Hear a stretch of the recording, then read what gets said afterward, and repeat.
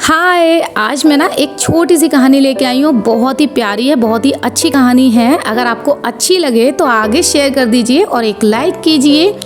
और साथ में अगर आपको कोई भी विचार है तो आप हमें कमेंट में बता सकते हैं। तो ये कहानी है एक नारियल के पेड़ की, एक घमंडी पेड़ की और एक पत्थर की। पत्थर सिर्फ नाम का है। कहते हैं ना कि लोग सूरत से नहीं सीरत से पहचाने जाते हैं। तो इस कहानी में भी कुछ ऐसा ही है। नारियल का पेड़ बहुत घमंडी था। उसको इतना घमंड था, एक तो बहुत ऊंचा, ऊपर से उसको इस बात का घमंड था कि उसके नीचे एक पत्थर पड़ा हुआ था।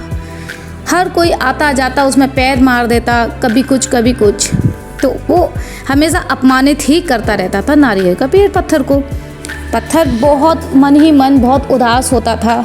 ऊपर वाले से कहता था कि कहाँ तूने मुझे बनाकर छोड़ दिया, अधूरा क्यों छोड़ दिया? अगर तुझे मुझे पत्थर ही बनाना था तो पहाड़ों पर रख देता, वहाँ कम से कम मेरी पहचान तो होती।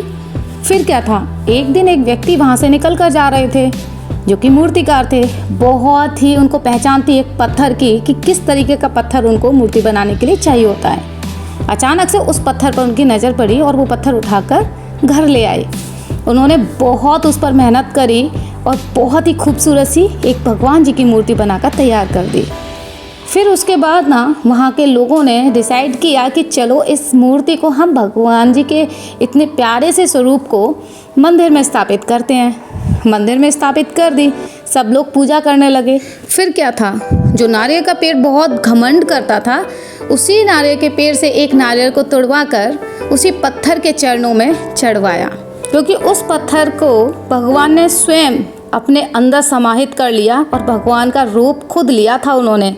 इसीलिए कहते हैं कि जब जिसका हाथ भगवान ने पकड़ा है उसका जीत निश्चित है, पक्की है, उसे कोई हरा नहीं सकता। तो जब ऊपर वाला न्याय करता है ना तो बिल्कुल करता है और सही करता है, पर देर से सही, पर न्याय होता ज़रूर है। अन्याय करने वाले से भी ये सोचते हैं कि अब हमारे काले कारनामे छुप गए, पर ऐसा नहीं होता है। न्याय का डंडा जब चलता है ना तो उस समय कोई भी बचा नहीं पाता और न्याय होकर ही रहता है। क्यों? सच है ना।